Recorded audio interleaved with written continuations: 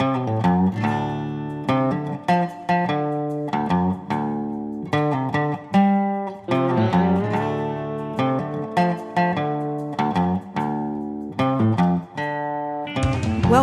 to the Pelican Brief with your host, David Tapp.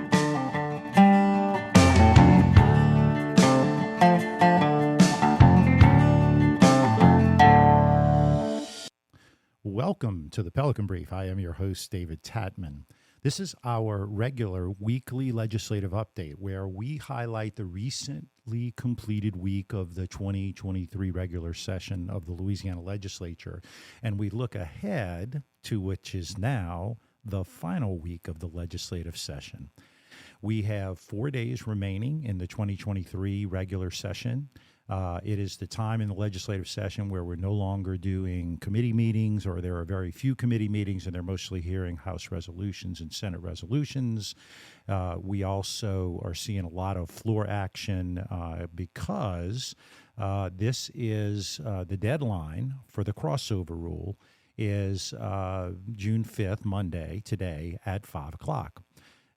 There's a race in the Senate and the House to hear all of the bills on third reading and final passage, because once the crossover rule takes effect, in order to hear a bill on third reading and final passage, you have to get a 2/3 suspension of the rules. And so even if your bill only needs a simple majority, which is 53 in the House and 20 in the Senate, you would need 70 in the House and 26 in the Senate just to hear it.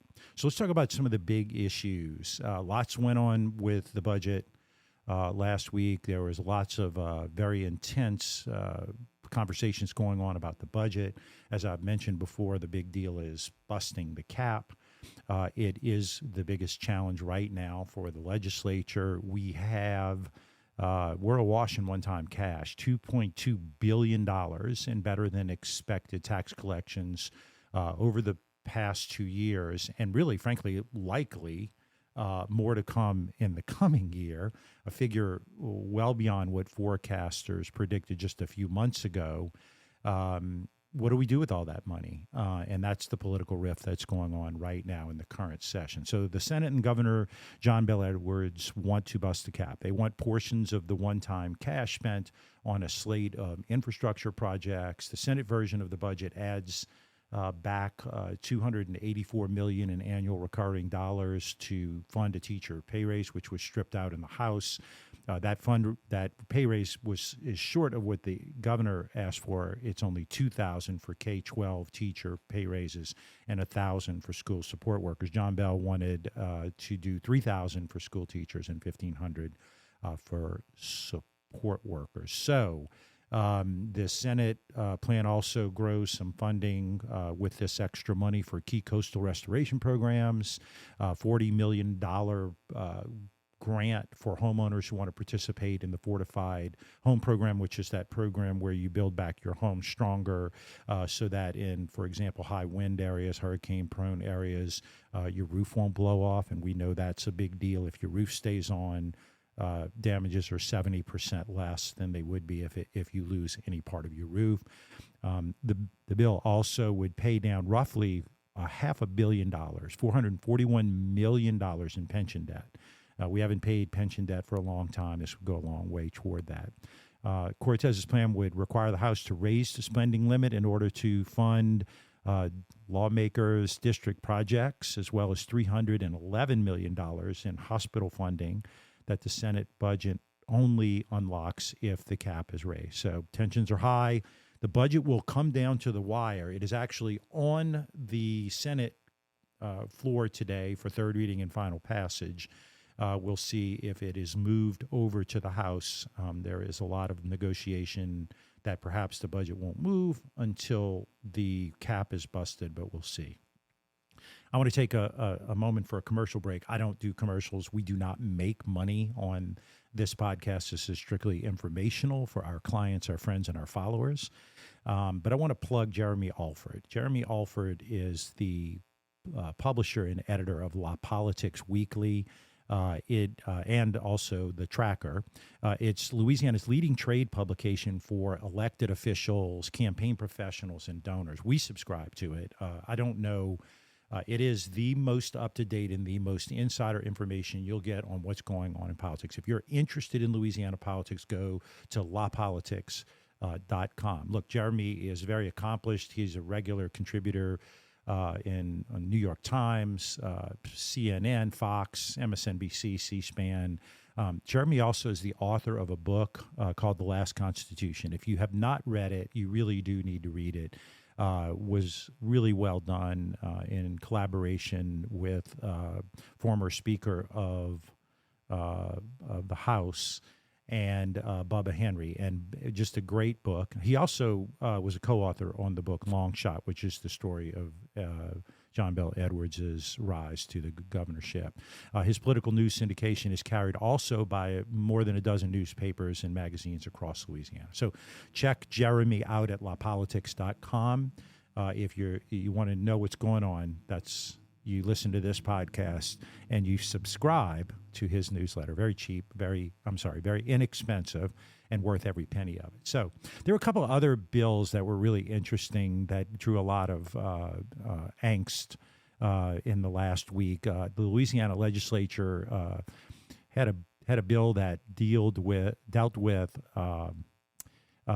ownership of land in Louisiana by foreign adversaries, as it's quoted. There are a number of Republican-led states that want to prevent foreign actors from buying up important land in the state. These bills have garnered a wave of opposition and protest from Chinese American citizens, including many college professors who say the legislation is discriminatory and could threaten their ability to buy homes, and so on.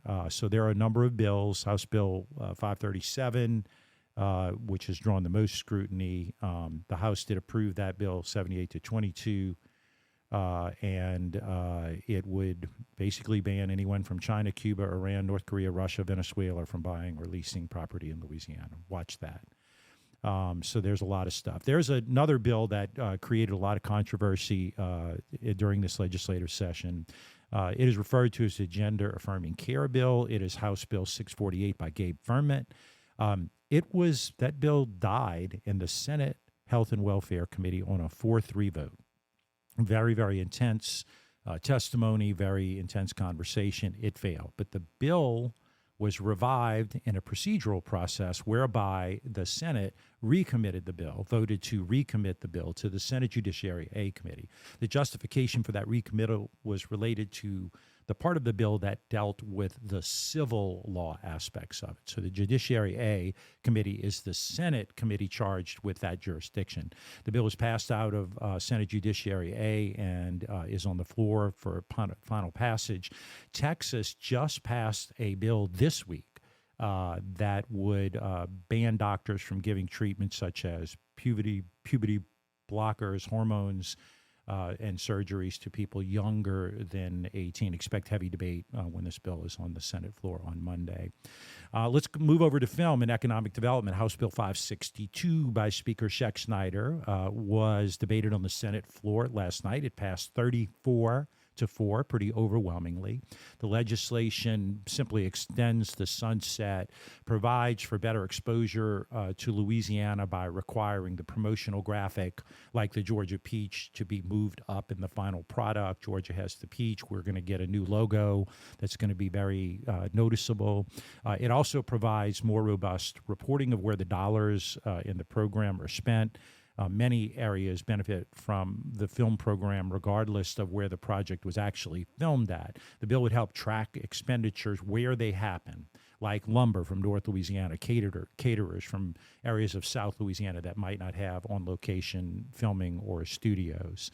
So the program is known as the Motion Picture Investor Tax Credit. It brings in billions of dollars each year in investment.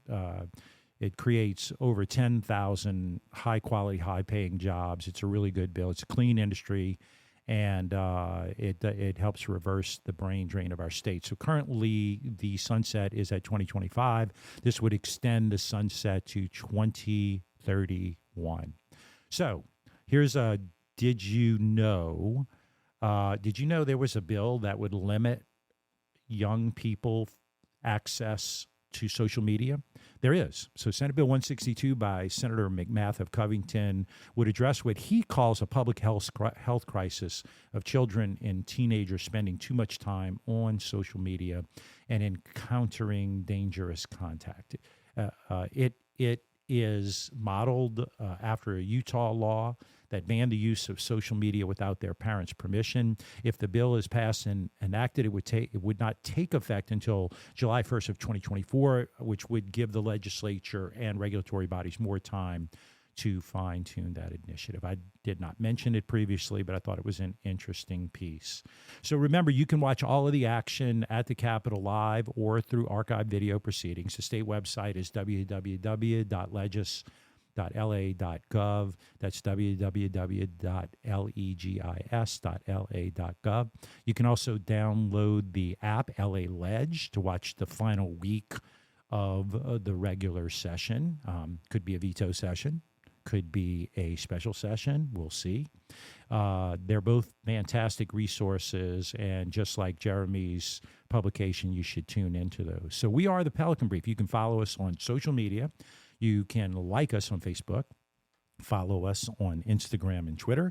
Our social media handle on all platforms is at Pelican Brief 225. That's at Pelican Brief 225. If you want to watch us on YouTube, if you're not already doing that, we are on YouTube at The Pelican Brief 225. And you can listen to the program on all of your favorite podcasting platforms. So please like, subscribe, and share.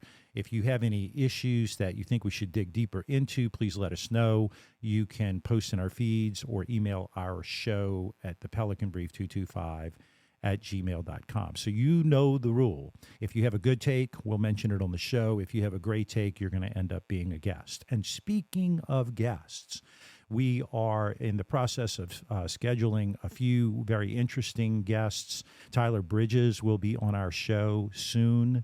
Also, gubernatorial candidate John Schroeder will be recording our podcast very soon, as well as other gubernatorial and statewide candidates. In addition to that, we're going to cover a lot of the legislative races. So a lot of legislative candidates will come on our show, and we're going to ask them, what made you run? Why are you qualified to do it? What are you going to do when you're elected, and how are you going to get elected? And so those are the 4 questions that we ask everybody, whether they're a governor, a state rep, or a dog catcher. So until next week, we are the Pelican Brief.